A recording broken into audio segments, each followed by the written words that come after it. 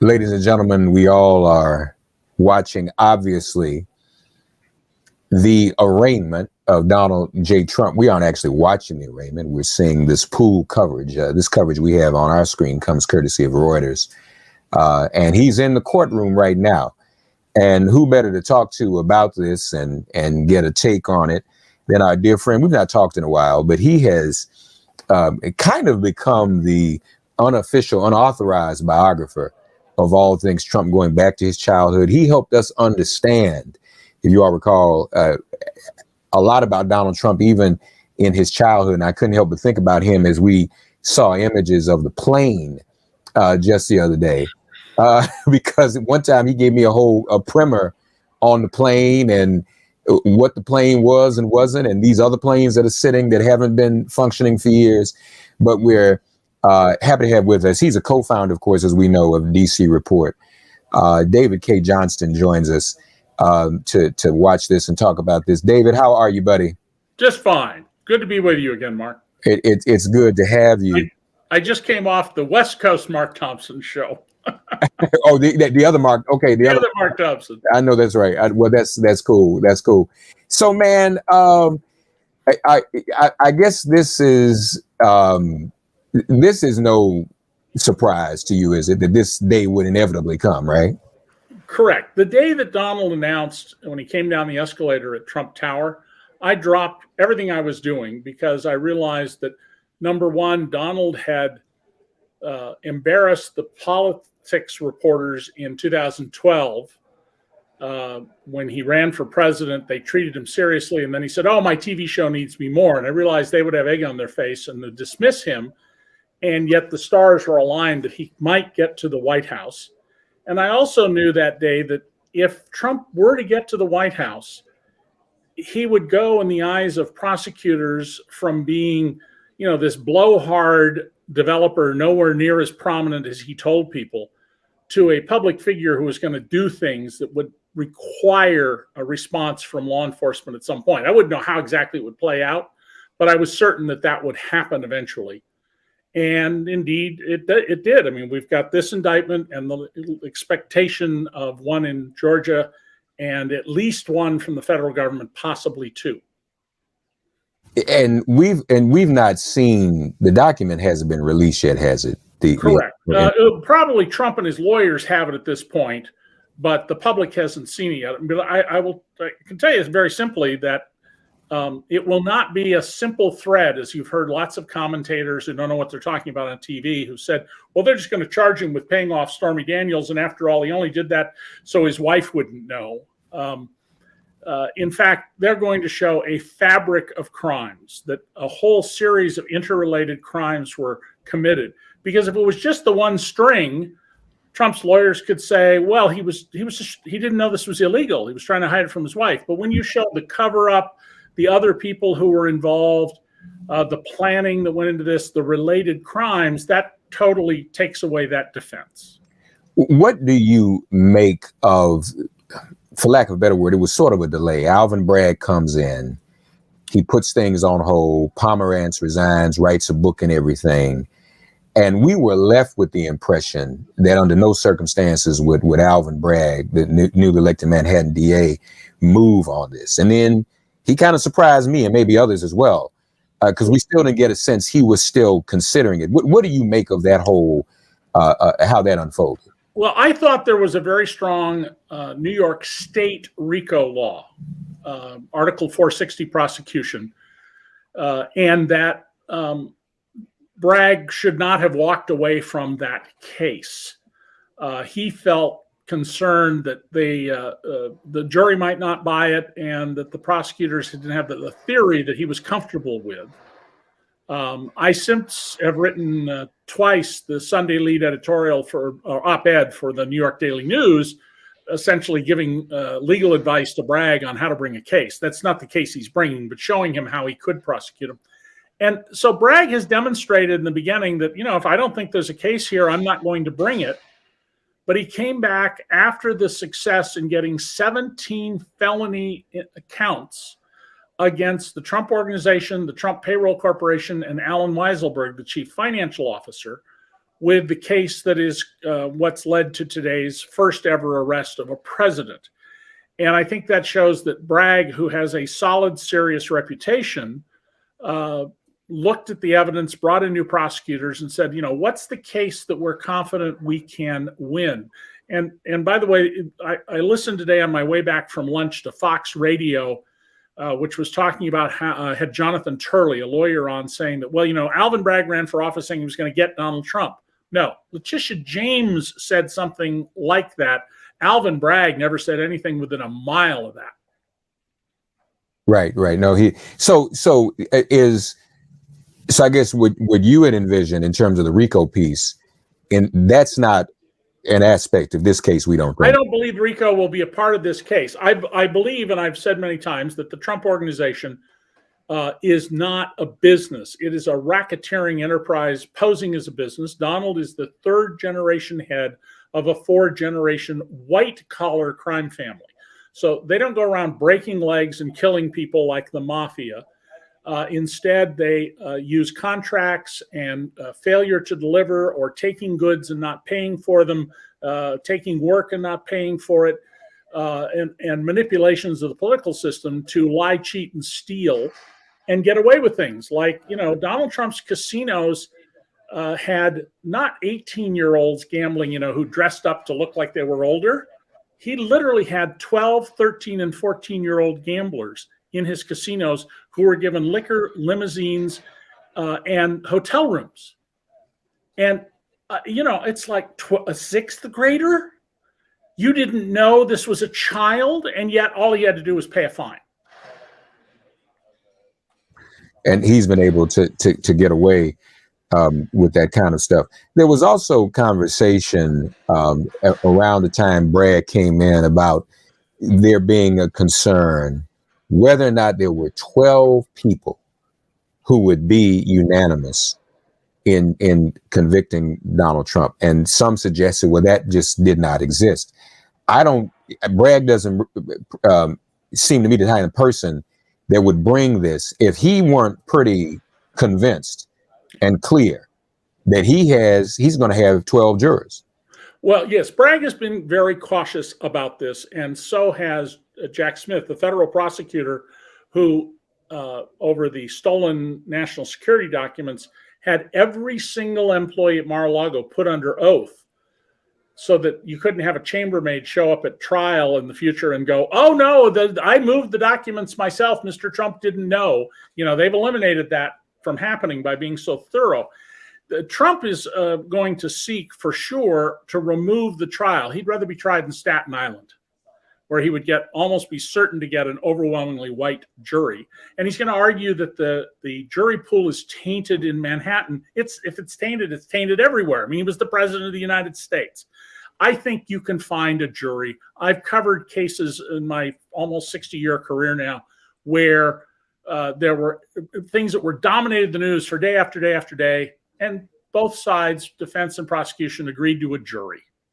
So they'll be able to find a jury who will follow the law. What Bragg needs to worry about is a ringer, somebody who, during what's called voir dire, where jurors are questioned before they decide whether to put them on a panel, lies to get on the jury so they can make sure there's 11-1. Yeah. The judge will appoint, Mark, alternate jurors. And if that's one person who does that, or even two, I would expect that Judge Marchand, who is known to have a strong hand — I've never met him, but that's his reputation. He's not Lance Ito of the O.J. Simpson case. He would just remove those jurors for being obstreperous and put alternates in the jury room. David K. Johnson, you said that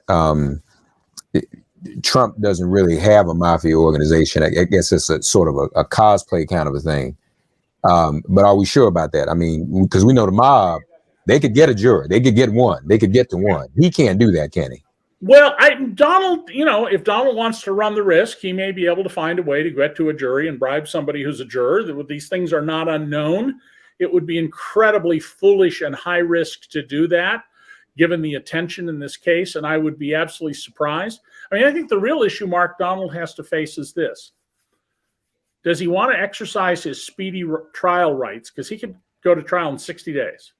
Or does he want to drag it out, which is his style, and he could end up being at trial while he's trying to get the Republican nomination next year. Now, a judge generally, you're not required to be in the courtroom for your trial. You can, even if you're under arrest, you can say, I'm going to sit in my jail cell. I'm not going to go to this.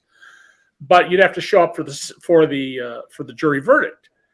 Donald believes this indictment will get him back into the White House. He's been saying that, even though he's only raised $4 million, which is a lot of money to you and me, but in the world of national politics, it's bupkis. If he were to go to speedy trial and be convicted, by his theory, that would boost his chances of being president. And let me carry this one further. Let's assume that he gets indicted 3 times, he's convicted in all these cases, and he is being held in a federal military base because he can't put him in Attica due to the Social Security, the Secret Service protection he gets. He can be president of the United States while a convicted felon, and he can be president from a prison. There's nothing in the Constitution that prevents that unless he gets charged with and convicted of insurrection. And that's not what the Mar-a-Lago case is about. But there are some indications that the special prosecutor, Jack Smith, may be looking at January 6th and Trump's effort to overthrow the government. I think that would be a harder jury case to make.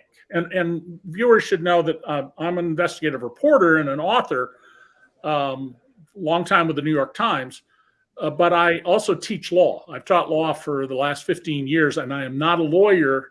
That a law school hires me to teach law, and I'm not a lawyer, should say something about my knowledge of the law. Yes, sir. It certainly does. And I'm glad you brought that up. You read my mind. Jack Smith can choose. We don't know for sure, but he can choose to look at January 6th. And that is the only charge, if convicted, insurrection. If convicted, that would disqualify him from running, from holding. Right. And there's currently one person in the U.S. who has been disqualified. It's a New Mexico politician who took part in January 6th, and he has not been allowed to continue in his New Mexico state government position. So also help us understand, so we're really looking at potentially 4 different cases, 4 different prosecutors. Okay, Tish James, what is the difference between what she's doing with the Trump organization and what Bragg is doing? So Letitia James' case is a civil case, and she is seeking to shut down the Trump organization, to not allow Donald Trump to be in control of what happens to its assets, to fine it $250 million, and to bar Donald Trump and his 3 older children from ever doing business in New York State again. And she has a very strong case for this based on Donald's conduct. You don't have a right to have a corporation. That is the state, not the federal government. The states create corporations, and that is a privilege from the state. It is not a right. And she's certainly shown that the Trump organization has been involved with everything from the fake Trump University that wasn't a school at all, was a scam to get money out of people, to Trump using money from the Trump Charitable Foundation to benefit himself, that the Trump organization is not really a business and should be shut down. And I think she's going to be successful at the end of the day, despite her indiscreet campaign comments that she was going to, essentially, my word, not hers, but get Donald Trump. I think that's not going to stop the success of what she's doing. And she's got good attorneys on the civil side working on this. And then there's the Jack Smith case looking at Mar-a-Lago and hopefully January 6th. Do we know where that is now? At least the Mar-a-Lago part, what stage that may be in? We have any idea? It is pretty clear evidence that they're nearing the end of putting together a case and going to a federal grand jury with that by the witnesses they've called. They have not yet sent Trump what's called a target letter. And trust me, Trump will tell us. I mean, it was Trump who put out that he was going to be indicted in Manhattan. And by the way, these pictures that you're running right now for anybody who's watching you live stream rather than some other way, you notice there's no riot going on. The cops are just standing around like, it's coffee break. So I would expect that we will see a federal indictment soon under the Justice Department rules. It's certainly got to be brought this year. And then lastly, but not leastly, the Fonnie Willis case in Georgia. Fonnie Willis apparently has vastly more evidence than we know about. The special grand jury she had under Georgia law, those grand jurors were allowed to talk about everything except the names of the people recommended for prosecution. And 6 of the grand jurors have spoken to journalists and have said, man, there's a lot here you haven't heard. If you knew what we knew, you would be, oh my God, about this case. And there are more recordings than just the one of Trump muscling Brad Raffensperger, the Republican who was in charge of Georgia elections. There are apparently other tapes and other menacing actions. So that's a real problem. But there's one more case out there, and that is the E. Jean Carroll rape case. It's a defamation case. Trump is not being sued for the rape. He's being sued for calling her a liar.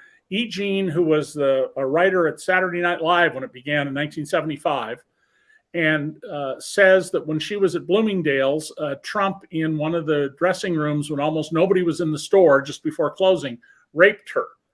And Trump attacked her and called her a liar and various other things. And a judge has found that there's enough evidence to go to civil trial on this. And that can only cost Trump money. But, you know, there are at least 25 women who've come forward and said that Donald Trump sexually assaulted them. And after all, we have the Billy Bush tape where Trump brags about sexually assaulting women and basically saying, you know, he has a right to do this to women. And again, that's a money case. The Tish James case is a civil case, but what would it mean if she were to cause the Trump organization to dissolve? What impact would that have on him, either financially or politically? Well, financially, I'm not certain, except for the fine of $250 million. The finances of the Trump organization, I think, can reasonably be described as nonsense accounting, that we don't really know what's going on with Donald Trump. It was one of the things when I was covering Trump back in the late 80s and early 90s in Atlantic City for the Philadelphia Inquirer, I kept pressing the state regulators about. They claimed that, you know, they thoroughly investigated all the casino owners, and then they had to admit one day they hadn't looked at Trump's finances since he got a license, which was years earlier. But the $250 million fine would be a big deal for Trump. I don't think it will help him. I mean, right now, Donald believes he should be president. Nobody else is qualified to be president but him. He truly believes this. He probably thinks that he should run the whole world based on statements he's made. His business now is essentially conning people into sending him money. But that's begun to wane. His crowds are getting smaller. The Republicans are a minority party, and Trumpers are a minority of that minority party. Doesn't mean he can't get back into the White House through the Electoral College the way he did in 2016, especially if the Russians help him again. And people out there, if you don't know, there's an email in the public record from an emissary from the Kremlin saying, the Russian government wants to help you defeat Hillary Clinton and become president, to which Don Jr. replied, love it, and then held a meeting with these people and lied and denied about it for a year, when the only thing a loyal, patriotic American would do to a message like that is pick up the phone, call the FBI, and say, I need someone in counterintelligence. And, you know, a lot of what would happen in the 2024 election if Trump gets the nomination, which at this point it looks likely, is how much are the North Koreans, the Saudis, the Russians, and the Israelis going to help Donald Trump defeat anybody on the other side? How much is it in their interest to interfere in our elections? So what do you predict, David K. Johnson? Is he going to go for the 60-day speedy or run the risk of this taking place? And he could have multiple trials going on by this time next year, by 2024. Well, so, I mean, this is not an ideal situation for him. No, Donald's whole inclination is always to delay and defer and push things off as far as he can. If we get into election season, he's going to scream it's unfair to try him until after the election. I don't think that's going to work. But you're going to see later today and tomorrow, I'm sure the New York Times, which is very thorough in covering this, I worked there for many years as an investigative reporter, the Times will have a thorough accounting of all the motions that Trump's lawyers are making, designed to say, we want all sorts of evidence, much of it irrelevant. We want you, the judge, out of there, possibly. Alvin Bragg removed. We want to be tried in Saratoga and up near Albany. That's where all cops try to get their trials moved to because they get a white conservative jury. My instinct is they're going to try and delay, and that's going to potentially be a real serious problem for Trump. But in the short run, Mark, don't miss what's going to happen here. Trump will temporarily go up in the polls.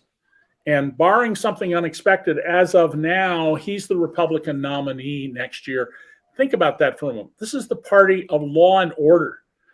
The party that is always saying, where would the cops? And here you're seeing the exact opposite of that, calling Alvin Bragg an animal, saying that it was only a tourist visiting the Capitol on January 6th. The Republicans have become the party of anarchy and disinformation. It's very sad to see for our country. We can now confirm what is not really a big surprise. There are 34 counts that were presented. He has, at this moment, we understand, entered a plea of not guilty. So I'm sure they're going through some procedural things at this time. I'm sure he'll be released on his own recognizance. I don't think that'll be a big surprise. And they're probably setting, the way these things usually go, they're probably setting the calendar right now, aren't they? Yes, and there are some things to watch for. The judge is not going to tell Trump to stop calling it a kangaroo court and all other stuff, but he could impose a condition on his release of no more death, no more, calling for death and destruction, no more incitements to violence. That's possible. Doesn't mean he will do it, but it's possible. He may or may not ask him to turn in his passport. He may tell him he cannot leave the jurisdiction of the United States. It's conceivable he could tell him he can't leave New York and go back to Florida, but I don't expect any of those things. But those are within the authority of the judge. And tonight, Trump says he's going to give a press conference where he's invited live coverage at Mar-a-Lago. He's going to fly back in his plane, his bigger of his two planes. And it will be very revealing if ABC, NBC, and CBS, the over-the-air broadcast networks, carry that live. If they do, it tells you that the people in the news business have not learned a single thing about covering Trump. They are allowing him to manipulate them. We need to cover it. Journalists cover things. We don't cover them up. We cover them. But that doesn't mean you have to put him live on primetime TV and interrupt your regular programming. It means tomorrow night, Wednesday, Nora O'Donnell and the other anchors report on here's what Trump said last night. And it would be, Mark, we saw the cable networks yesterday had cameras watching Trump's plane sitting on the tarmac in Florida. This is not the way to do this. And the politics reporters do not seem to grasp this is not a politician. This is a criminal and a con artist who is running for office, and you cannot cover him and get inform people of what they need to know by covering him like a politician. And just so readers know this, everything I've said about Donald Trump in this show, I've got public record to back it up. Court records, transcripts, testimonies. I have thousands and thousands, tens of thousands of pages of Trump documents in my home. They're all digitized now, or most of them are. But I don't say things about Donald unless he told them to me directly, or I've got a public record, because I don't need to. There's so much public record on his criminality.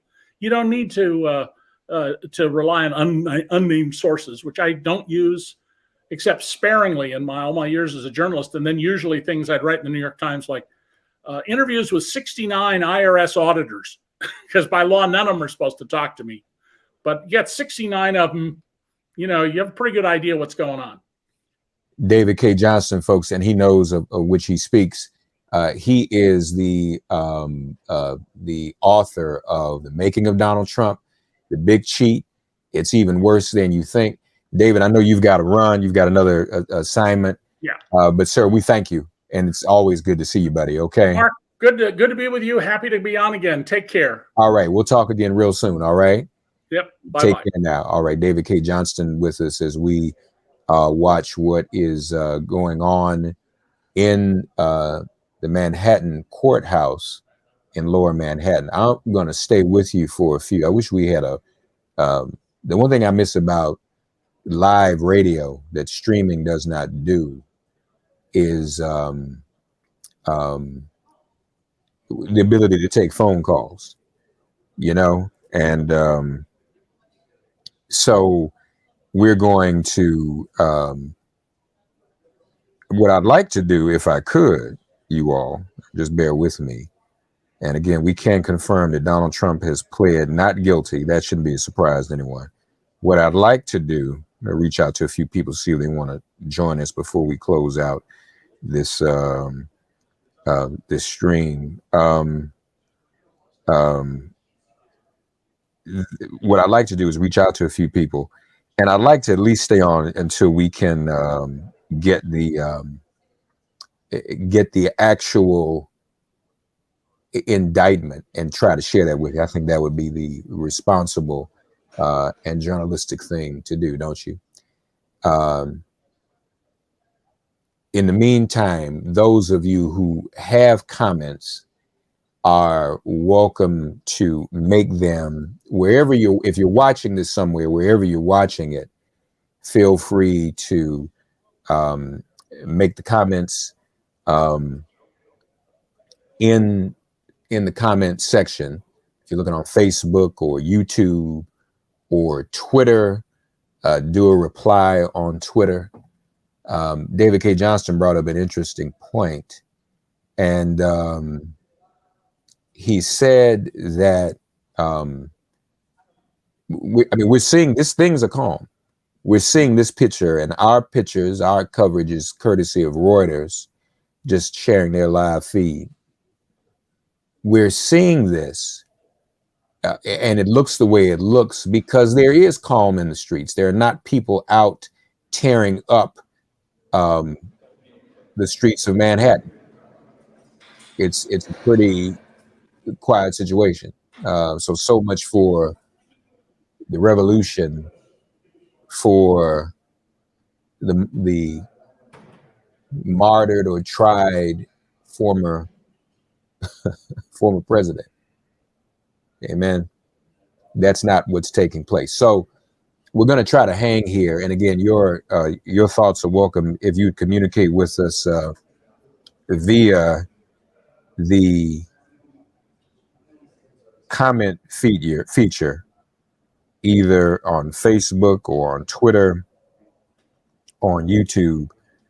We welcome you to do just that, please, ma'am, and please, sir. So we're gonna hang here and get a sense of what people are saying, and also just try to wait and see what the indictment is going to say. I think that's some important information to share before we leave. 34 counts are before the court right now. 34. He has pled not guilty to all of these counts.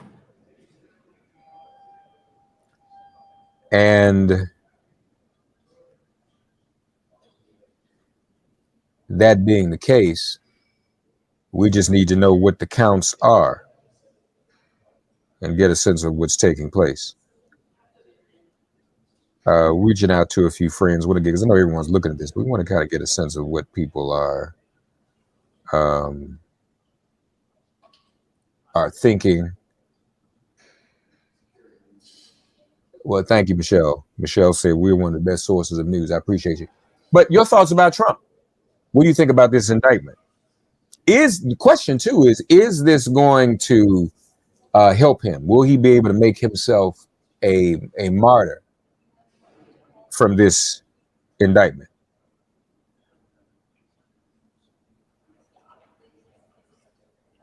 That's what we're thinking about. That's what we're asking. So we're going to see what some of you have to say. Meanwhile, we're going to see if we can get get an idea of what's going on with this indictment. And again, you're watching the image via Reuters of what's taking place in the courtroom or outside the courtroom. We don't know what's going on. So in Manhattan, cameras are not allowed. And so that is why we don't see the cameras. If only we could.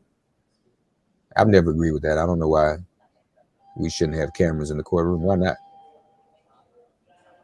Cameras in the courtroom are okay. Let's have them.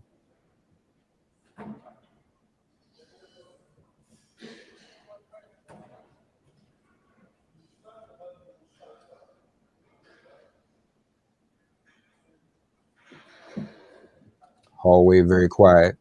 Those of us who live in New York, this is not we're no stranger to this scene. Seen that building, seen that hallway before.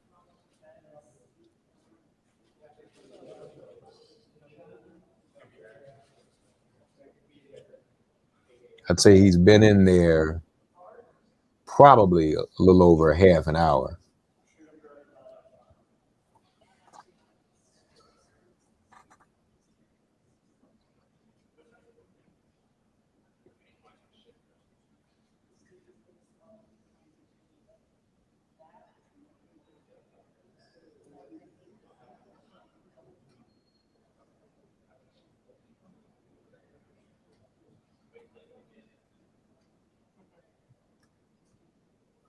Again, waiting on the document. And once we have the document, this video courtesy of Reuters, once we have the document, we will be able to share with you.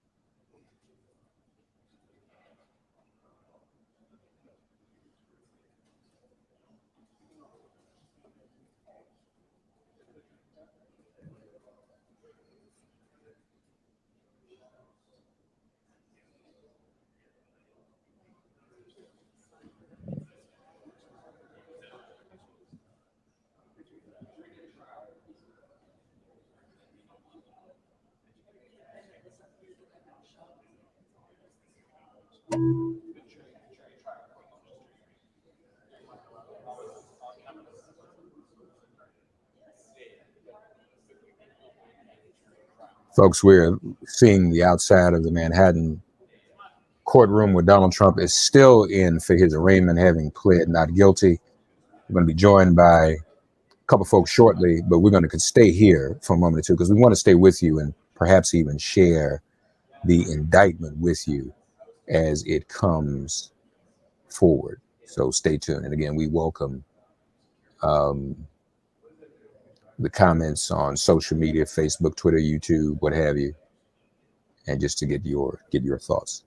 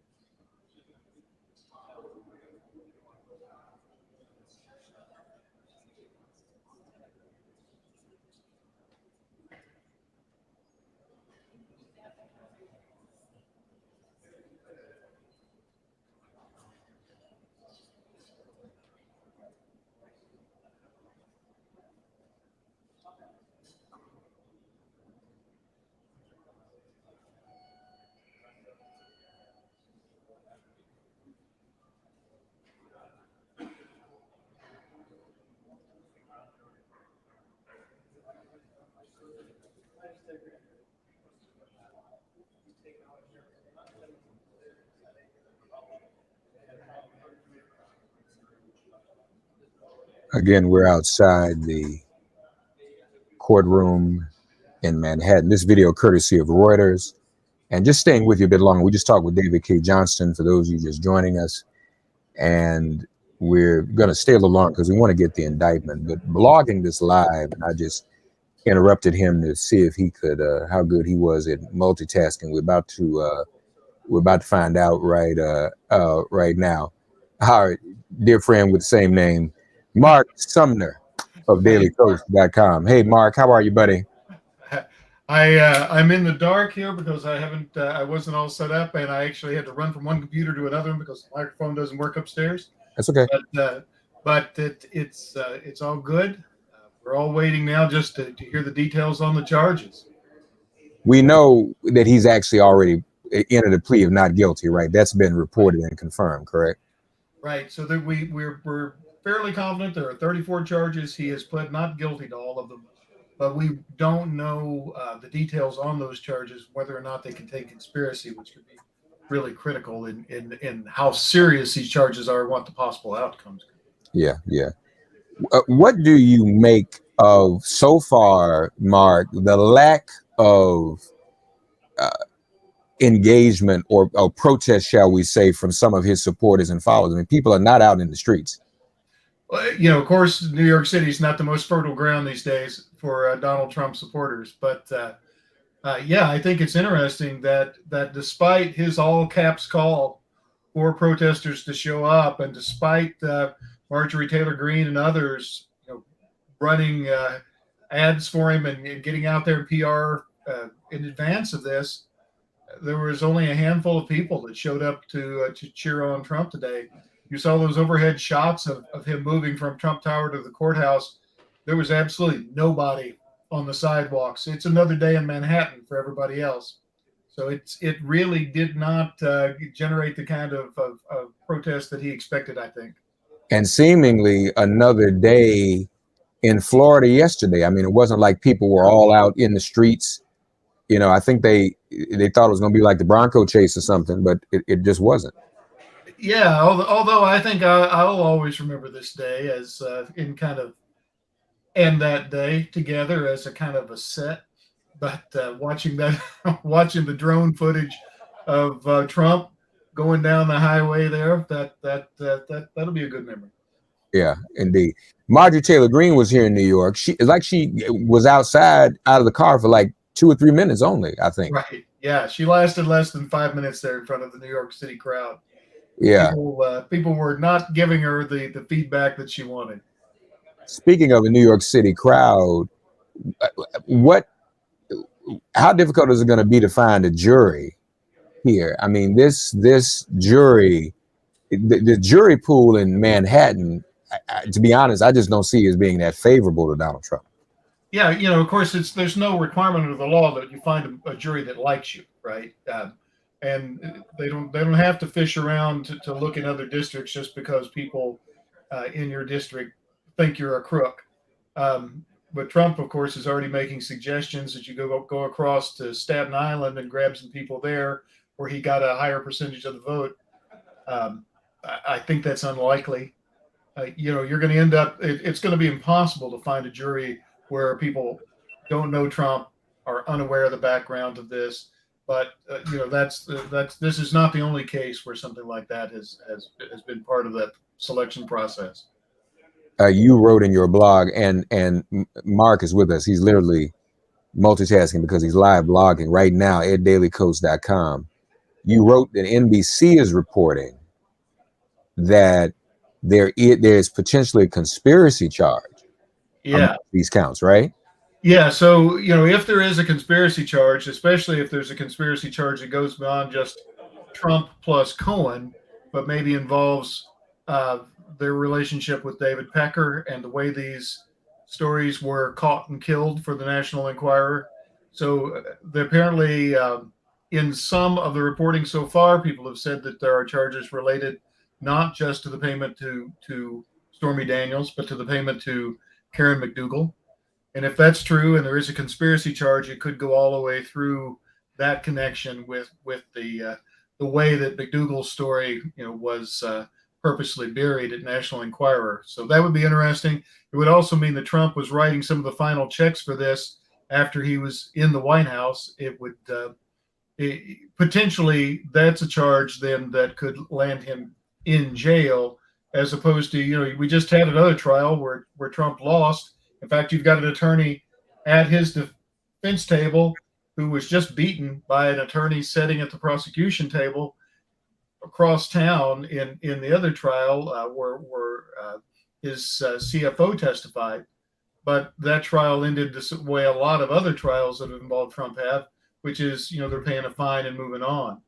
And that could be the case here too. Just because Trump was arrested today, and just because we've had all this process, if there's nothing more than 34 counts of document fraud, then it could very well end up that even if he's found guilty, that the result is he pays a fine.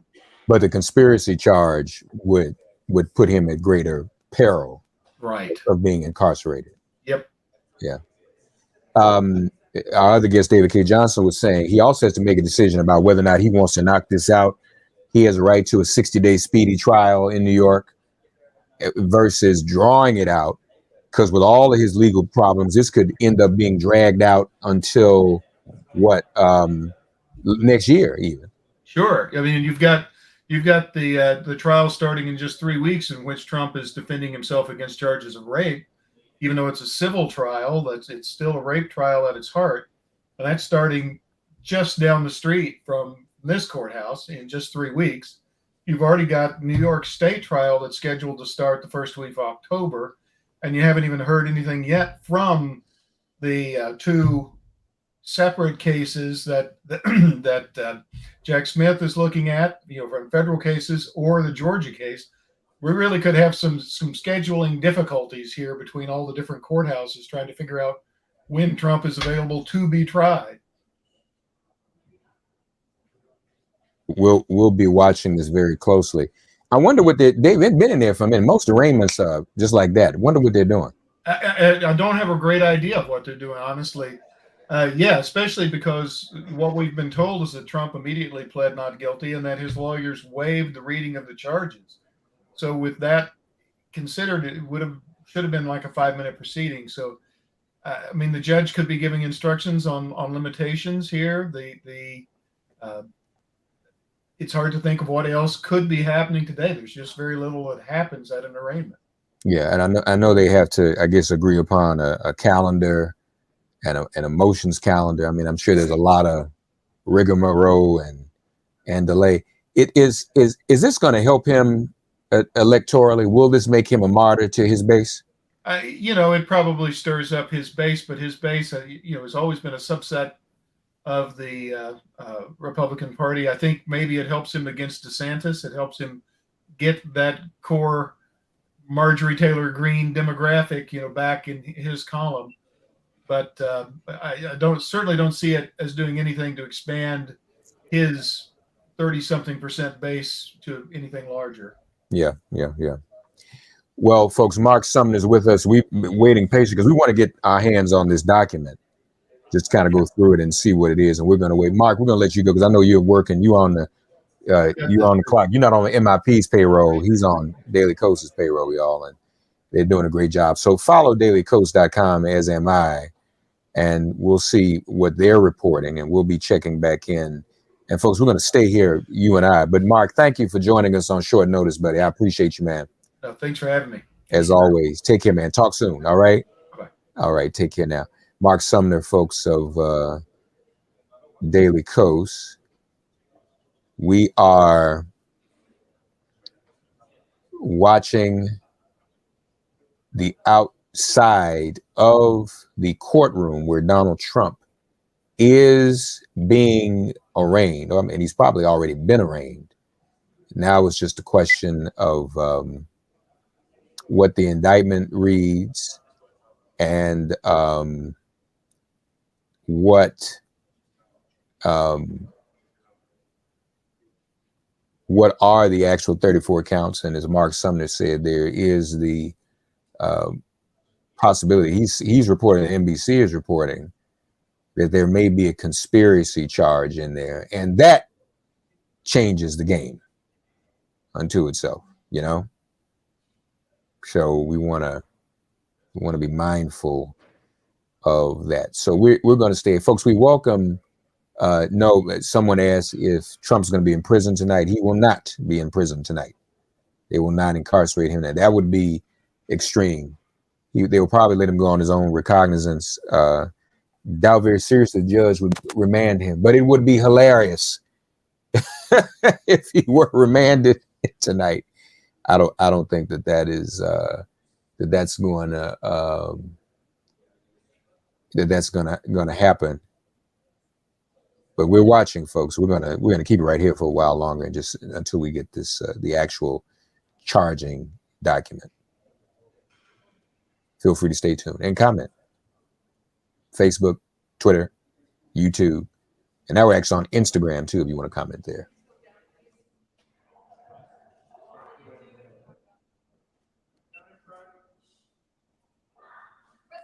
There he is.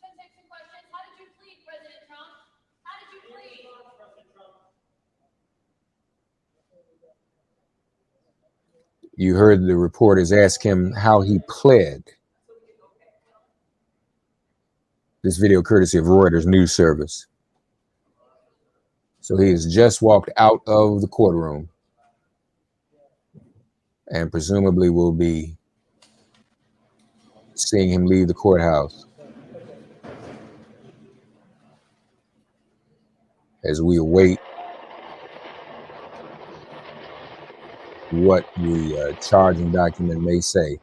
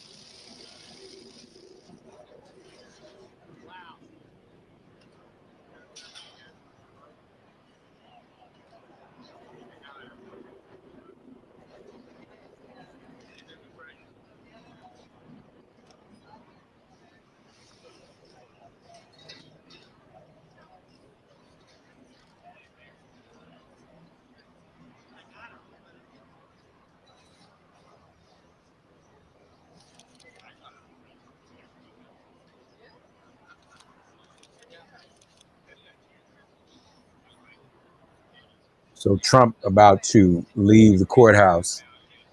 And as you can see, nothing's going on. This is Manhattan. It's not, people aren't doing anything.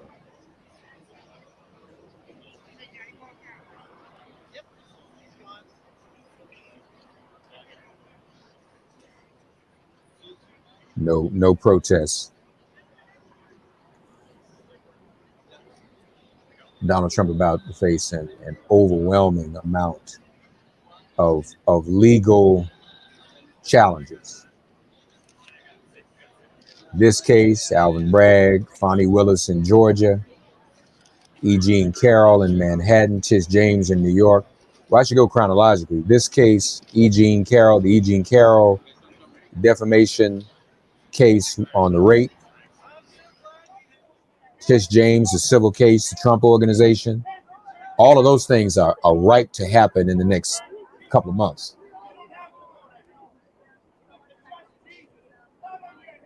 And then we're waiting what's going to happen with the Fonnie Willis case and the and what the special counsel might do.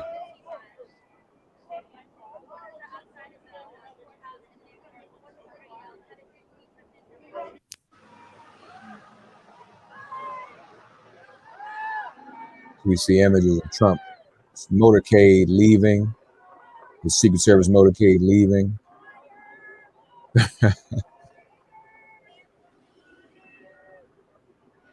You can hear people saying liar, cheater.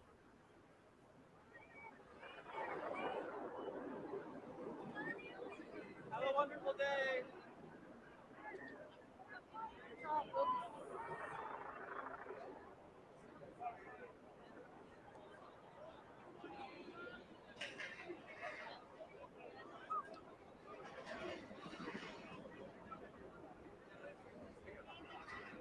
quite the spectacle. This is history, folks. For the first time in history,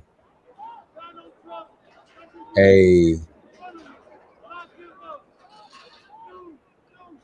president has been indicted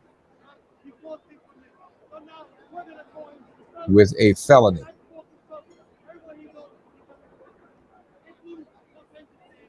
These are images courtesy of Reuters just outside the Manhattan courthouse in Lower Manhattan.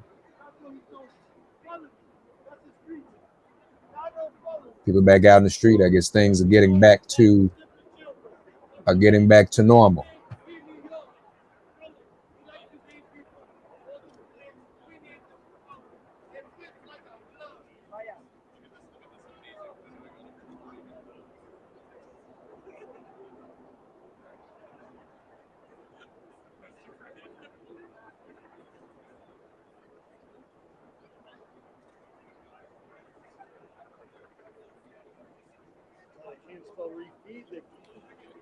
The judge saw, not just only for himself, but really looking at the DA's office.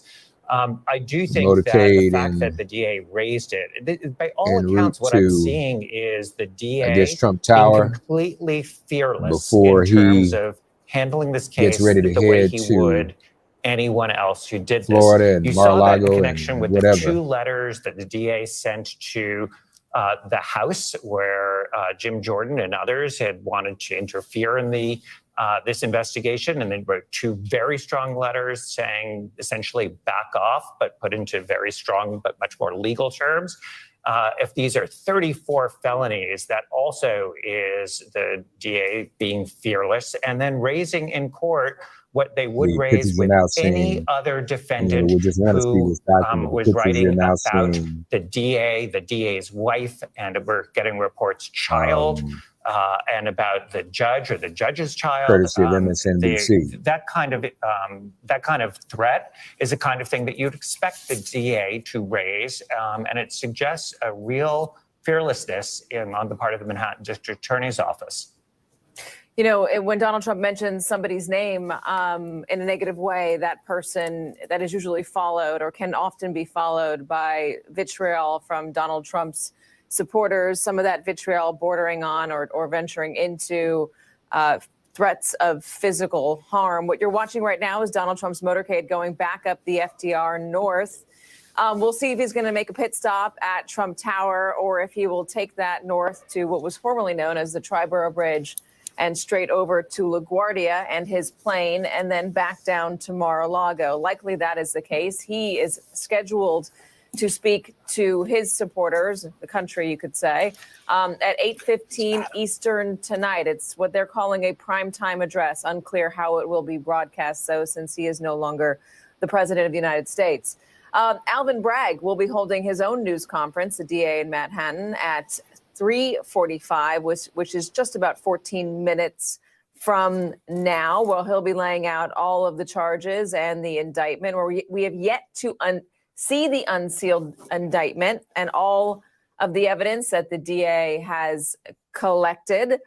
We're going to go to Garrett Haake in just a moment. He's in an elevator trying to get out of the courtroom, but he's going to be on the phone with us in just a second to tell us how that hearing ended. Again, it was 55 minutes, much longer than anyone expected it to be. Jonathan Deanstar, our partner at WNBC, is reporting that it did not end with a gag order. Obviously, the prosecution was looking for some sort of relief.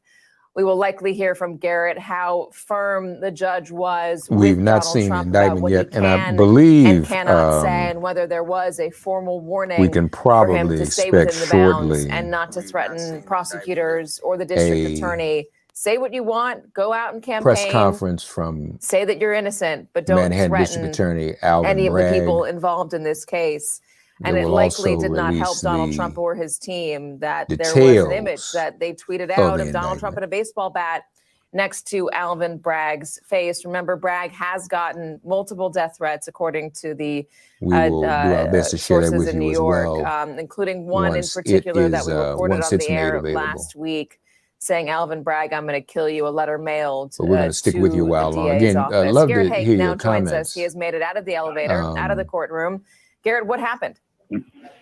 Well, Katie, about 58 minutes Donald Trump was in the courtroom. We heard him in his own voice plead not guilty and answer yes or no to several questions can't hear him. from the judge about you his can various comment rights, on including rights in the chat, related screen, to his counsel, Joe Tacopina, Facebook, who Twitter, the prosecutor YouTube has suggested may have a the comment conflict in this case section. because he had previously what do you think spoken about to this? attorneys for Stormy Daniels.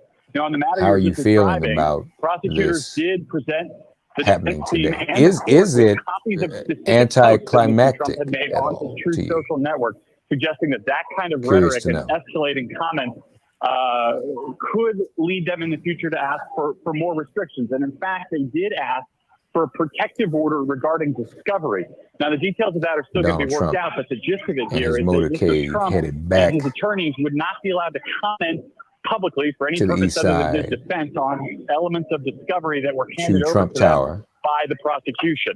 Not the sure judge whether made he it very is clear that there was not going ask for a to gag order, have nor would he provide his a gag own order. press conference. One Probably would be wise, based on what we know now, not that would be to. an overly restrictive measure, not appropriate, especially given the unique First Amendment concerns around a candidate for president. He did say, however, NYPD that with if the whole. other hosts That's why like it's not the a one good that presented idea the to court today were drive presented around to him Manhattan again in the today. future, he'd have to look at it more seriously. So NYPD very much an issue. with a whole Instructed after a moment for the defense attorney to argue essentially that witnesses for the prosecution, namely Michael Cohen, have been speaking so publicly about this case for so long, part of the highway, and defending Donald Trump as having sealed off been frustrated by this process. The judge very calmly kind of admonished the defense and said that frustration is not an excuse for rhetoric that escalates beyond a certain point, and instructed both parties, both the Trump defense team and the former president and the prosecutors, to caution their witnesses, caution the defendant against escalating Alvin rhetoric Bragg has any to say further. and await So that that's where we press are right now. conference. Certainly nothing like a gag order. Discussions ongoing about what the restrictions would be. I believe what we're seeing now are images of that imminent press conference with the Manhattan DA. I think these are the pictures that we have, also courtesy of Reuters. So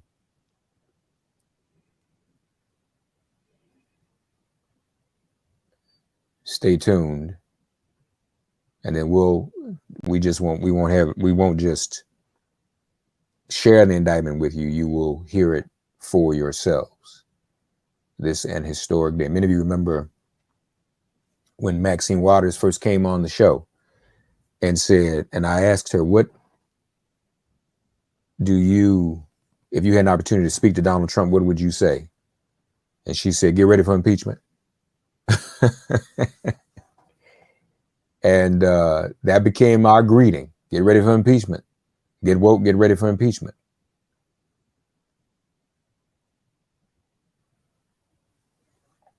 We don't know that the document has been released online yet. I am checking minute by minute for it.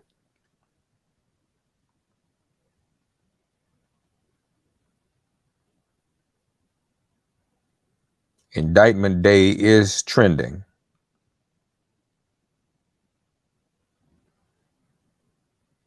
Two minutes ago, the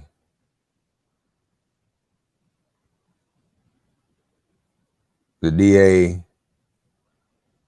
did tweet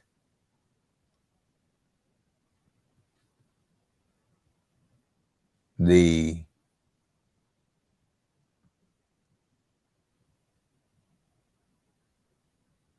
indictment, or at least the announcement of it. We'll try to share that with you if we can, so you can see that for yourselves. And I presume that there will be a press availability momentarily.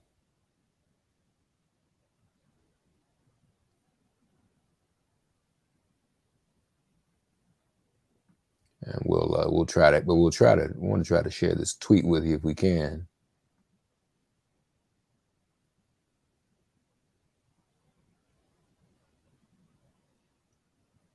I think we can do that. I think we got it right here. There it is. From Alvin Bragg. He tweeted this just a few minutes ago, 3 minutes ago precisely. We just announced a 34-count felony indictment of former President Donald J. Trump. Learn more. Manhattan is home to the country's most significant business market, is what the tweet says. Manhattan is home to the country's most significant business market.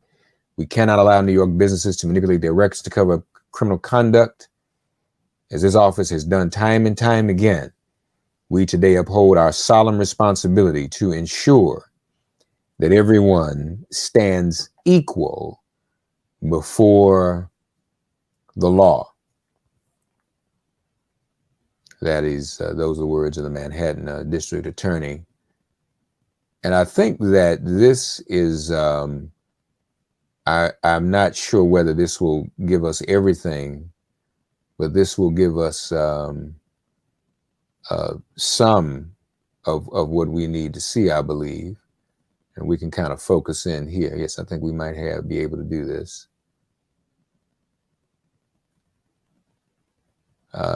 We have the indictment. We have the statement of facts. Supreme Court of the State of New York. I think we have it right here. This is the document, ladies and gentlemen. Lord have mercy. We have it before us. Are we ready to go through this? We're going to try to skim through some of this and give you an opportunity to look at it. But this is the document. The defendant Donald J. Trump repeatedly and fraudulently falsified New York business records to conceal criminal conduct that hid damaging information from the voting public during the 2016 election. Let me pause there. It appears that the Trump team is making a statement, and let's try to get that from MSNBC. Oh, no, that's not it actually. Let me see, what do we have? I thought we had, no, I'm sorry. I thought that the Trump attorneys were making a statement, but apparently they are not.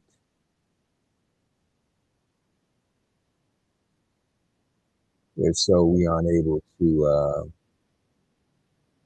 quite able to hear it,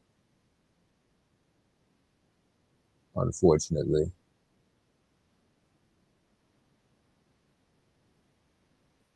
Yeah, we aren't able to pick that up right now, but we'll keep trying to see what we can get. But we do have. We're trying to see if we actually can get.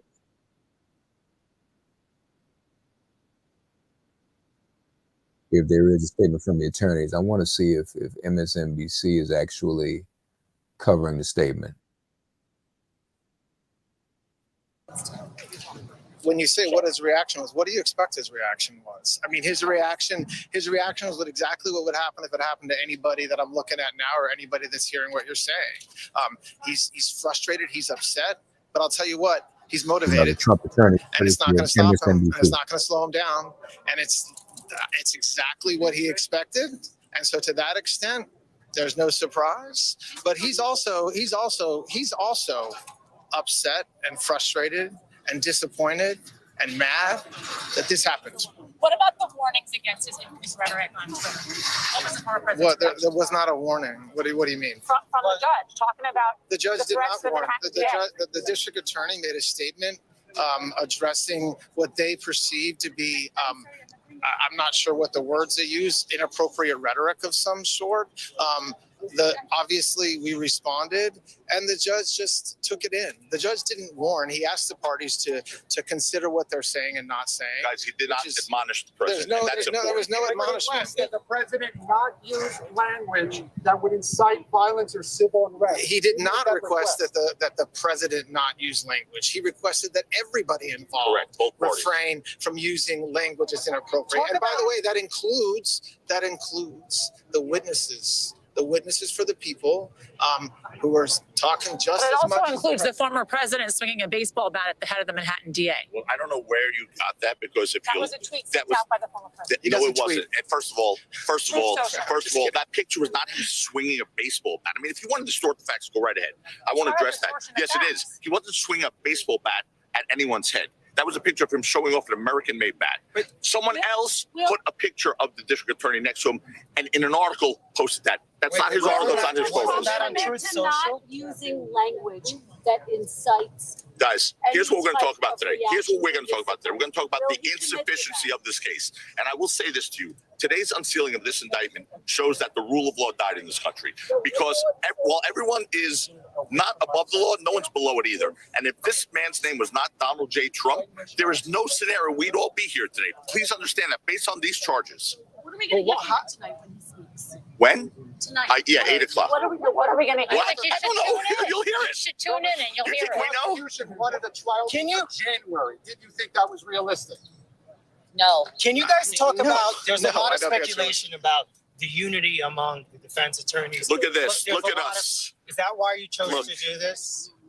To come out together. We chose that's to come out together so we could speak with one voice. But there is no disunity here. That's gossip and it's nonsense. And- We've been working together and we will be working together. And this, to me, quite frankly, is the best team I've ever worked with, the lawyers. I'm honored to be working with these guys. It's a family, it's a team, and we have one mission, and we'll achieve that mission. Next move? What's your next move?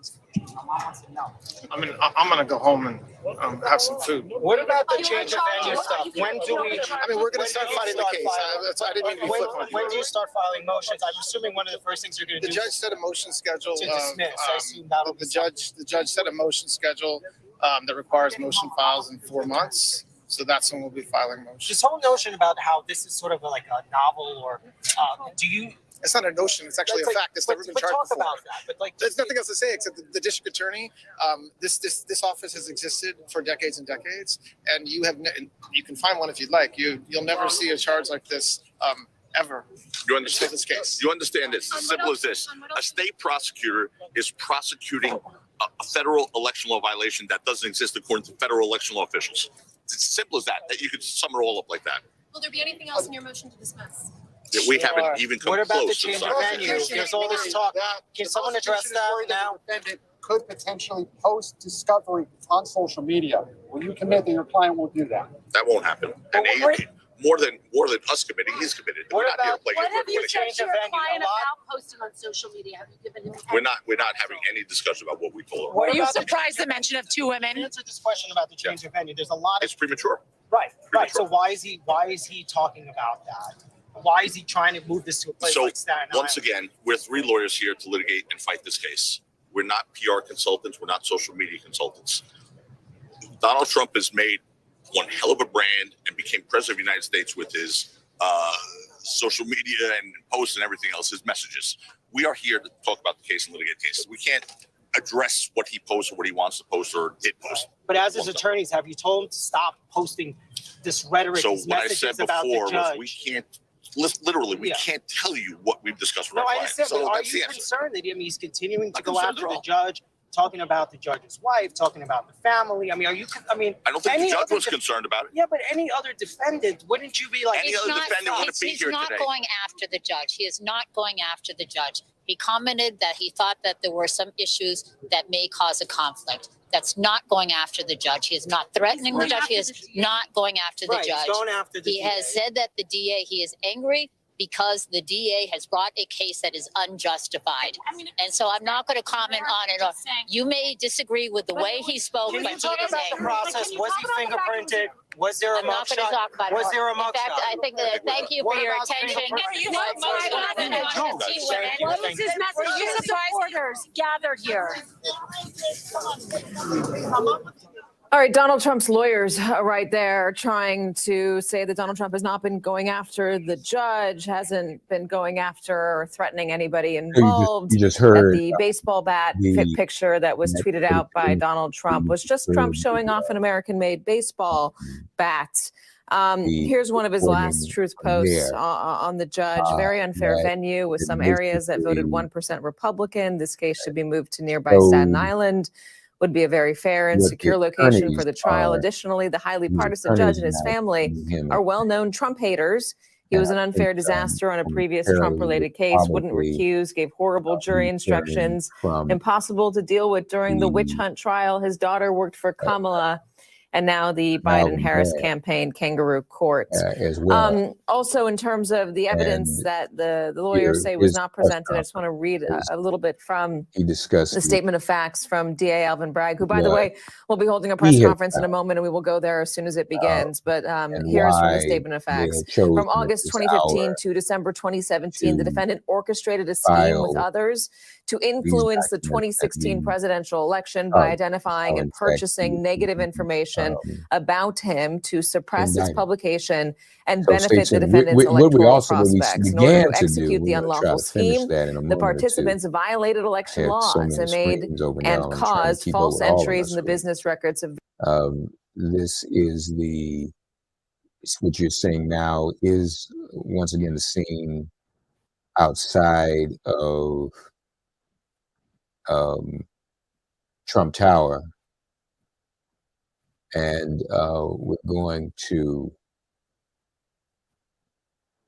be watching that, and also watching for the Attorney General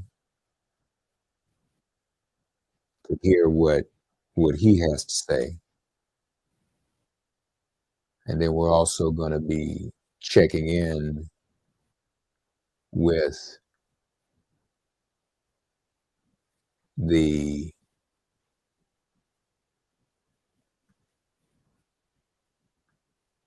document. That's what I'm looking for. So we had the document. I want to try to get back to that as we await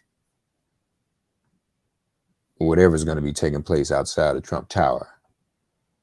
But we actually had the document before us, and we want to try to get back to that, so you can see. That's what we know. That's what we want to see. We want you to be able to see what is actually on the table right now, and what this may ultimately mean. What are the nature of the charges? So stay tuned. I'm gonna pull it back up as soon as I can put my hands on it. Bear with me, and then get a sense of what we had the statement of charges, and I think we have it here now. This is actually the statement of facts before us at this hour, ladies and gentlemen. This is what was charged, what was entered into court today. All right. And while we're looking at that, we're going to continue to monitor the courthouse, where any minute now we should be hearing from the Manhattan DA. Meanwhile, let's share some of this information with you. If we can, we have the Statement of facts. Donald J. Trump repeatedly and fraudulently falsified New York business records to conceal criminal conduct that hid damaging information from the voting public during the 2016 presidential election. From August 2015 to December 2017, the defendant orchestrated a scheme with others to influence the 2016 presidential election by identifying and purchasing negative information about him to suppress its publication and benefit the defendant's electoral prospects. So they're pointing out that that's what he did in between 2015 and 2017. The participants also took steps that mischaracterized for tax purposes the true nature of the payments made in furtherance of the scheme.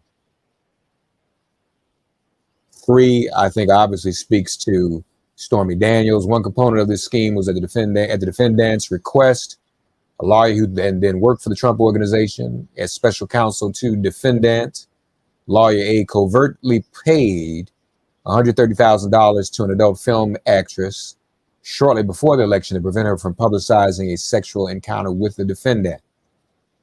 And obviously, I believe they're speaking of Michael Cohen. After the election, the defendant reimbursed lawyer A for the legal payment through a series of monthly checks. Each check was processed by the Trump Organization. Here's a bit on the background. Here's the scheme, the catch and kill scheme. During and in furtherance of his candidacy for president, the defendant and others agreed to identify and suppress negative stories about him.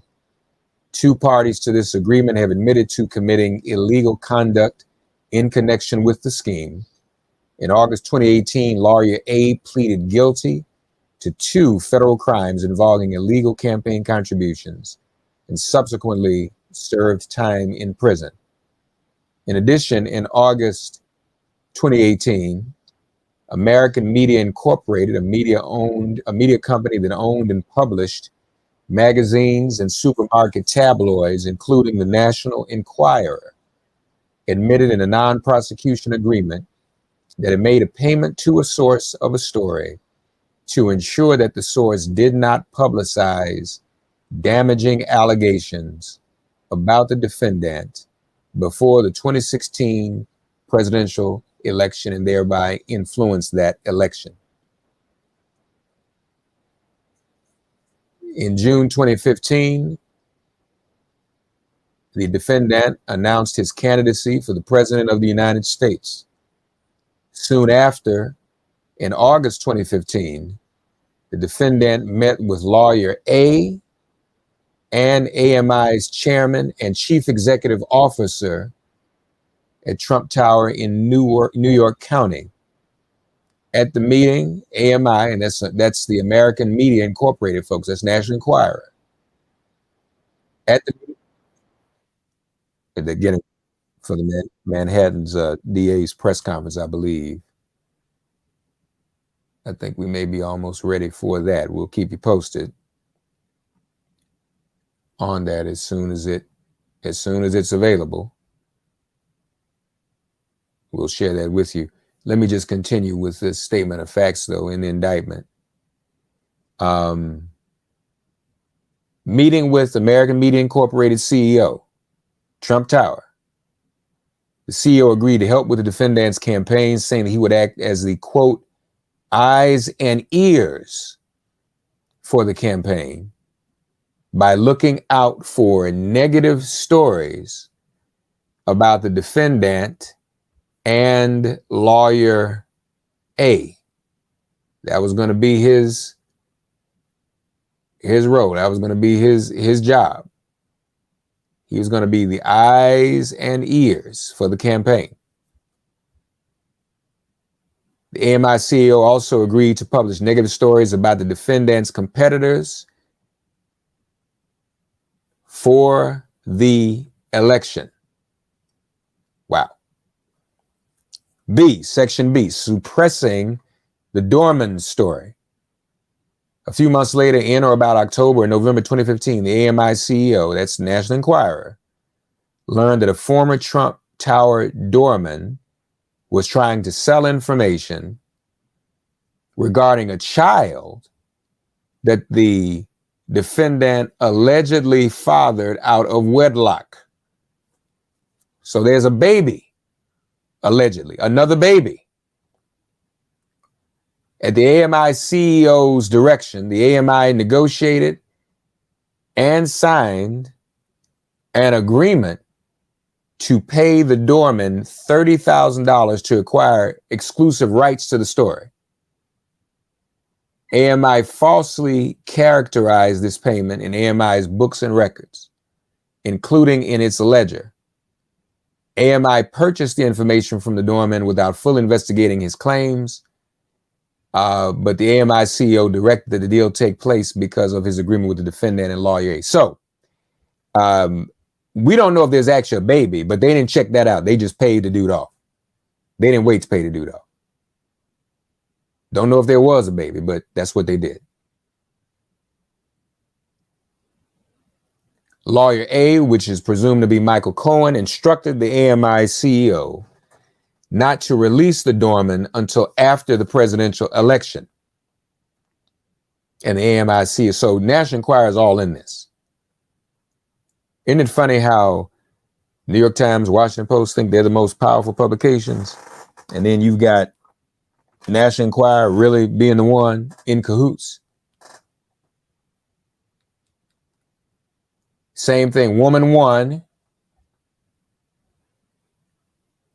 alleged she had a sexual relationship with the defendant while he was married. $150,000 paid to woman one.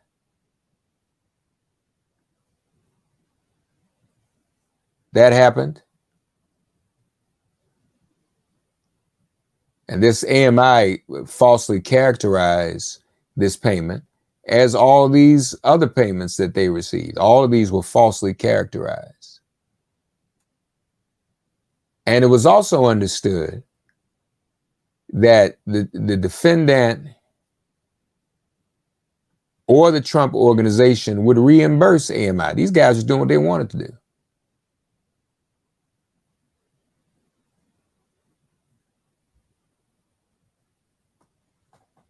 In a conversation, they have audio, folks.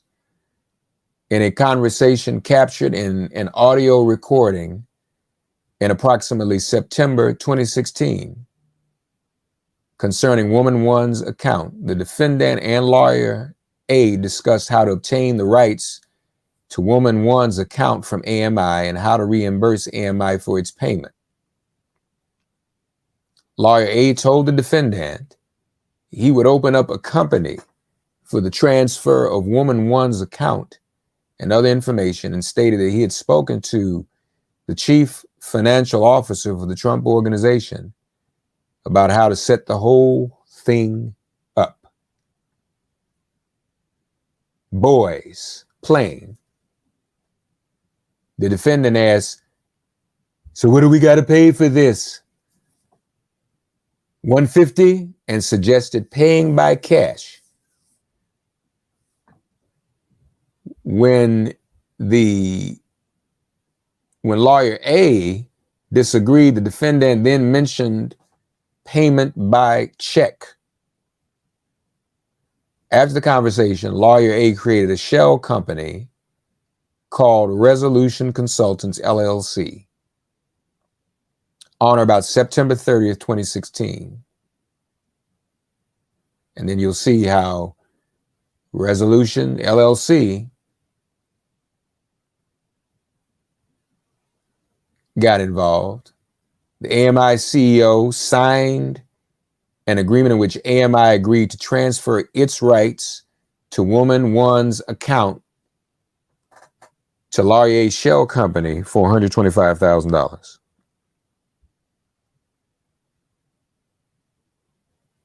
Wow. Woman two About 1 month before the election, on or about October 7, 2016, news broke that the defendant had been caught on tape saying to the host of Access Hollywood, I just started kissing them. It's like, man, we all know that. We don't have to reread that. Grab by the genitals. Just kiss. I don't even wait. The evidence shows that both the defendant and his campaign staff were concerned that the tape would harm his viability as a candidate and reduce his standing with female voters in particular. We're reading the statement of facts and indictment. The AMI editor-in-chief contacted the AMI CEO, this is a National Enquirer, who alleged she had, by the AMI CEO about another woman, this is woman 2, this is after the Access Hollywood tape, who alleged she had a sexual encounter with the defendant while he was married. The AMI CEO told the AMI editor-in-chief to notify lawyer A, and then $130,000 was woman 2. I confess I'm confused about who woman 1 is and who woman 2 is. It's hard to keep up with the women, all of his women. The women! It's very, very difficult to keep up. We're monitoring, what you hear in the background, we're monitoring the press conference in the Manhattan DA's office.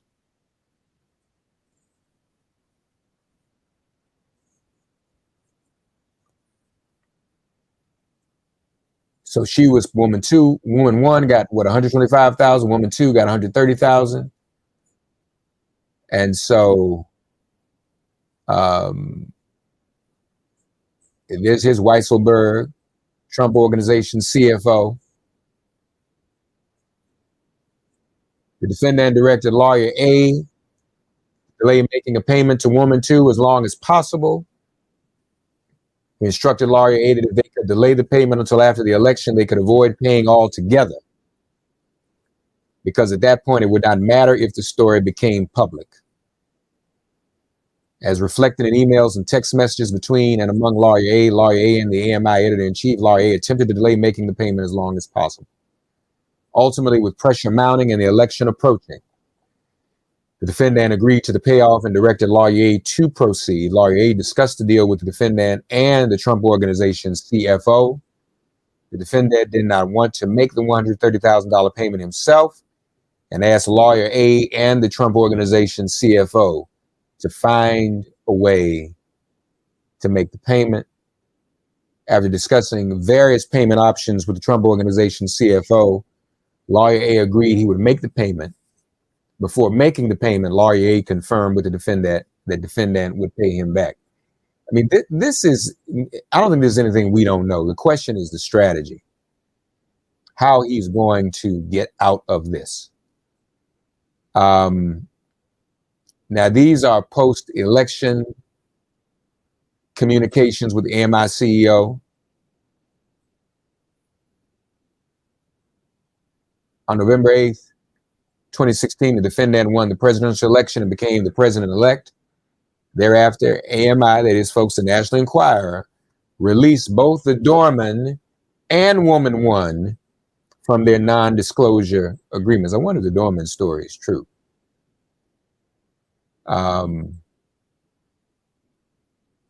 After he was elected president, he asked the AMI CEO to meet him in Trump Tower in Manhattan, where he was thanked for handling the stories of the doorman and woman 1, and invited the AMI CEO to the inauguration. In the summer of 2017, the defendant invited the AMI CEO to the White House for a dinner to thank him for his help during the campaign. Now we have the section of the falsified business records, the reimbursements of lawyer A for the payoff is there. The Trump Organization CFO and lawyer A agreed to a total repayment amount of $420,000. They reached that agreement or that figure by adding the $130,000 payment to a $50,000 payment for another expense for which Lawyer A also claimed reimbursement.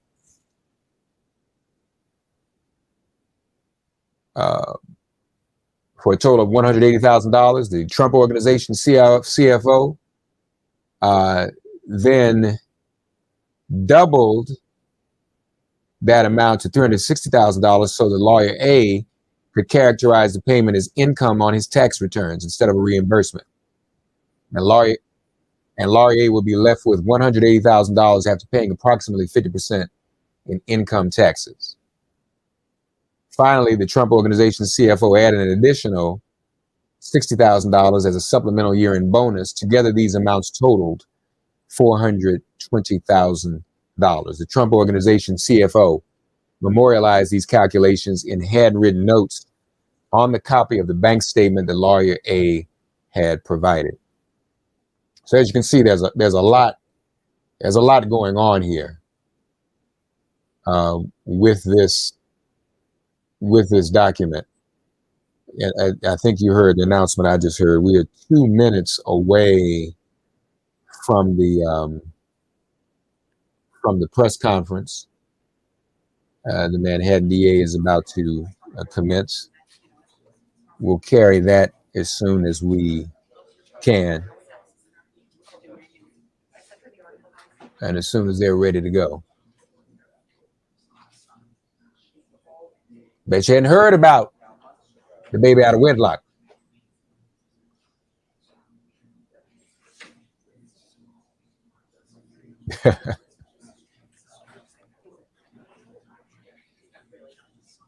But that gives you a glimpse of the extent of this.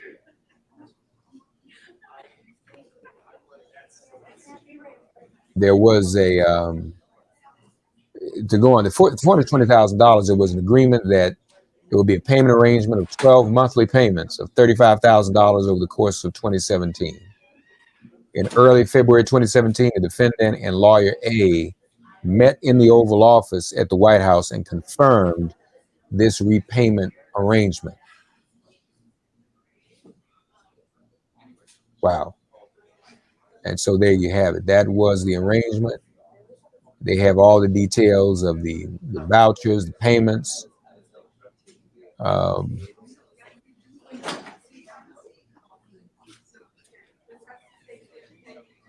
here's what's important to understand.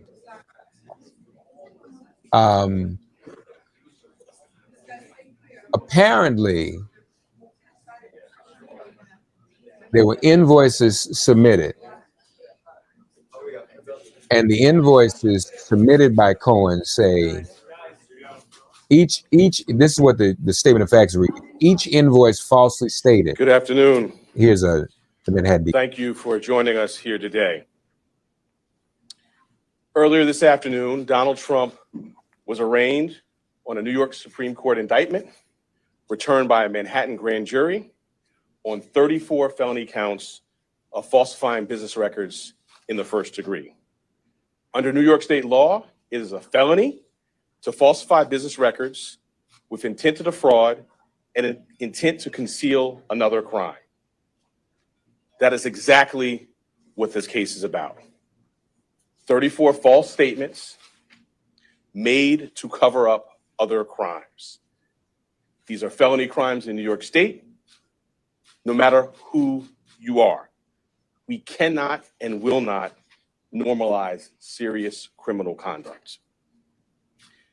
The defendant repeatedly made false statements on New York business records. He also caused others to make false statements. The defendant claimed that he was paying Michael Cohen for legal services performed in 2017. This simply was not true. And it was a false statement that the defendant made month after month in 2017. April, May, June, and so on through the rest of the year.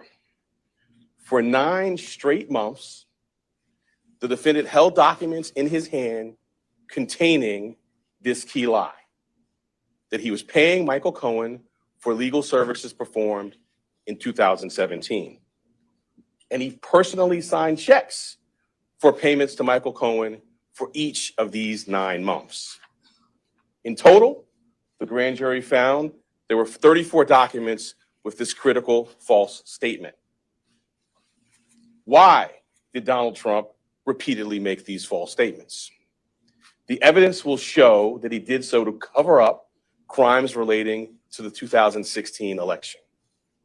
Donald Trump, executives at the publishing company American Media Incorporated, Mr. Cohen, and others agreed in 2015 to a catch and kill scheme. That is, a scheme to buy and suppress negative information to help Mr. Trump's chance of winning the election. As part of this scheme, Donald Trump and others made 3 payments to people who claimed to have negative information about Mr. Trump. To make these payments, they set up shell companies, and they made yet more false statements, including, for example, in AMI, American Media Incorporated's business records. One of the 3 people that they paid to keep quiet was a woman named Stormy Daniels. Less than 2 weeks before the presidential election, Michael Cohen wired $130,000 to Stormy Daniels' lawyer. That payment was to hide damaging information from the voting public. The participant scheme was illegal. The scheme violated New York election law, which makes it a crime to conspire to promote a candidacy by unlawful means. The $130,000 wire payment exceeded the federal campaign contribution cap, and the false statements in AMI's books violated New York law. That is why Mr. Trump made false statements about his payments to Mr. Cohen. He could not simply say that the payments were a reimbursement for Mr. Cohen's payments to Stormy Daniels. To do so, to make that true statement, would have been to admit a crime. So instead, Mr. Trump said that he was paying Mr. Cohen for fictitious legal services in 2017 to cover up actual crime committed the prior year. And in order to get Michael Cohen his money back, they planned one last false statement. In order to complete the scheme, they planned to mischaracterize the repayments to Mr. Cohen as income to the New York State tax authorities. The conduct I just described and that which was charged by the grand jury is felony criminal conduct in New York State. True and accurate business records are important everywhere, to be sure.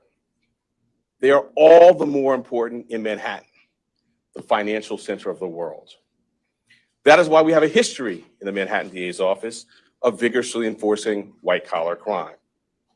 My office, including the talented prosecutors you saw at arraignment earlier today, has charged hundreds of felony falsifying business records.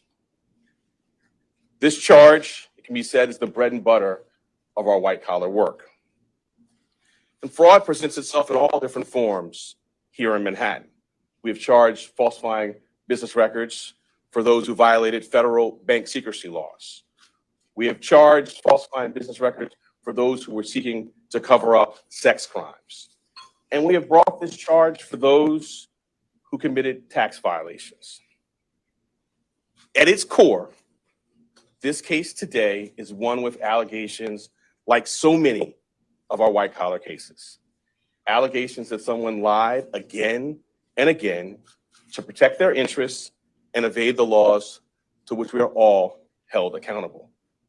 As this office has done time and time again, we today uphold our solemn responsibility to ensure that everyone stands equal before the law. No amount of money and no amount of power changes that enduring American principle. I'll now take questions. So we're going to take a limited number of follow-up questions. One question per reporter. I will call on you. And if again, we have limited time. Thank you. The first question will be Brett. Thank you. Richard versus CNN. Why now? I mean, some argue that this is a political move. You're not going to be a political person. If we're going to go into the next, political season, why now? We conducted a thorough and rigorous investigation, as we're known to do, at the Manhattan District Attorney's Office. I've been doing this for 24 years, and I'm no stranger to rigorous, complex investigations. I bring cases when they're ready. Having now conducted a rigorous, thorough investigation, the case was ready to be brought, and it was brought. Mr. Bryant, the indictment says that there were 34 false business records. And they were done to conceal another crime, but the indictment does not specifically say what those crimes were. We are assuming perhaps that they might be election related. I'm wondering if you can specify what laws were also broken. Right. So let me say as an initial matter that the indictment doesn't specify that because the law does not so require. In my remarks, I mentioned a couple of laws which I will highlight again now. The first is New York State election law, which makes it a crime to conspire to promote a candidacy by unlawful means. I further indicated a number of unlawful means, including more additional false statements, including statements that were planned to be made to tax authorities. I also noted the federal election law cap on contribution limits. But why weren't there those crimes charged? Why wasn't he charged with those crimes? Well, I'm not going to go into our deliberative process on what was brought. The charges that were brought were the ones that were brought. The evidence in the law is the basis for those decisions. You had expressed a year ago that you had some reservations about the case's readiness. Can you talk to us about what were some of the questions in your mind that needed to be answered in order to bring a case with this magnitude? I'm not going to go chapter and verse into any thinking. What I will say is, I believe the time period you're talking about, I've been in office for a couple of months. The investigation, in my view, was not concluded into the conduct in particular that is the basis for the charges today. Since that time, we've had more evidence made available to the office and opportunity to meet with additional witnesses. So as I said earlier, I've been doing this for 24 years. I don't bring cases prior to a thorough and rigorous investigation. Now, having done so, the case has been brought. Your predecessor took a hard look at this case and decided not to charge it. Federal prosecutors took a hard look at this case and decided not to charge it. Do you believe you have new evidence that led you to decide to charge this, or why now? Well, as I just mentioned, we have had available to the office additional evidence that was not in the office's possession prior to my time here. And as to your part of your question about the federal, we have a distinct and strong, I would say profound, independent interest in New York State. This is the business capital of the world. We regularly do cases involving false business statements. The bedrock, in fact, the basis for business integrity and a well-functioning business marketplace is true and accurate record keeping. That's the charge that's brought here, falsifying New York State business records.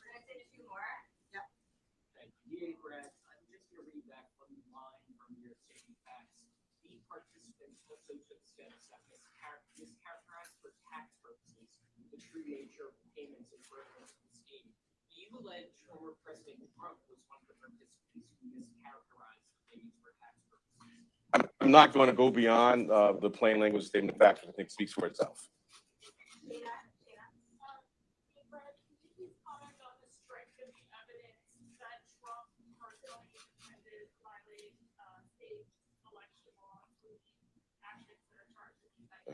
So the charge is falsifying business records.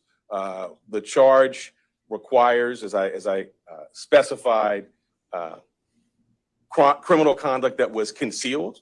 One of the concealed crimes we allege is New York State election law.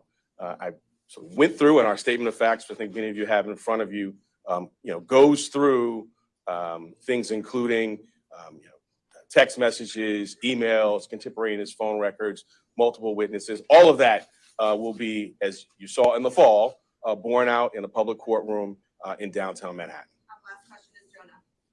Yeah, correct. The charges related to the hush money payments to Stormy Daniels, the release from your office, also mentions another woman, Karen McDougal, as well as a doorman. Can you comment on how those players are related to the charges you've brought to the case overall? I'm glad you put your finger on that, because it's not just about one payment. It is 34 business records, 34 false statements in business records that were concealing criminal conduct. And the earlier question about New York State election law, when I talked about conspiracy to promote a candidacy by unlawful means. Those unlawful means, we allege, include the conduct set forth in the statement of facts, which is additional false statements separate and apart from the charged ones in AMI documents, planned false statements to taxing authorities. It is not just that one $130,000 wire payment. Thanks so much. Any comment about any incitement of violence by former president? At what point do you think that order is necessary? All right, so you just heard from the Manhattan DA, Alvin Bragg, describing the case he's made and pretty much stating emphatically some of what we just saw and heard in the document that I shared with you. There's also a section of the document, let me just share with you, that talks about the pressure campaign that Trump engaged in to try and prevent Michael Cohen from testifying. Now, you heard about, I touched on this before we heard the DA's statement, how all, and he said it too, all of these checks, invoices were listed as retainer funds for legal services. And that's apparently part of the charge, just falsifying business records. But here before us, just before we sign off for the day, you'll see more of the statement of fact. They talk about the public and private pressure campaign to ensure that Michael Cohen, lawyer A, did not cooperate with law enforcement during the FBI searches. Defendant told lawyer A to stay strong, stay strong. I mean, that's what he's doing to try to cover himself. They used Twitter against him on about April 21st, 2018. The defendant publicly commented on Twitter, telling lawyer A not to flip, saying most people will flip if the government lets them out of trouble, even if it means lying or making up stories. Sorry, I don't see a lawyer A doing that.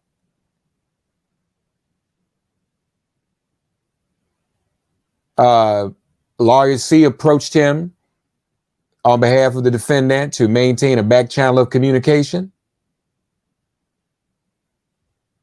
Lawyer C also said that he had a close relationship with the defendant, that would be Trump's personal attorney,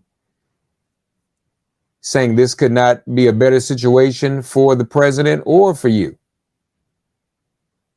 Later that day, Lawyer C emailed Lawyer A again, writing, I spoke with Lawyer D, very, very positive. You are loved. I mean, that doesn't sound like a mafia threat. You are loved. Sleep well tonight. You have friends in high places. And this goes on and on. I won't read it all right now. And then both Lawyer A, obviously, and the AMI, American Media Incorporated, admit guilt in connection with payoffs of Woman 1 and Woman 2. Now, I don't see conspiracy in here. But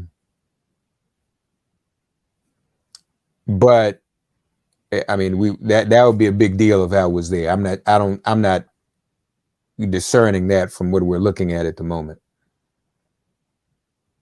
But there you have it, folks. That is the statement of facts in the indictment, and that's, you know, pretty much the summary of what is going on. All right, enjoyed this time with you today. Hope you've enjoyed it and gotten something from it. Just to kind of have our own conversation. Glad to have David K. Johnston join. Glad to have Mark Sumner of Daily Kos join. Glad to have everybody join as we discuss this breaking news today on the day of Dr. King's martyrdom.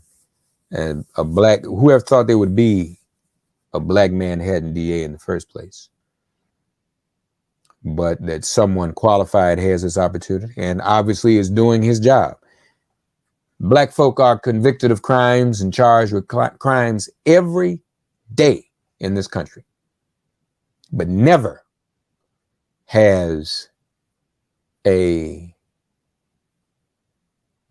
former president been charged. That's very, very important.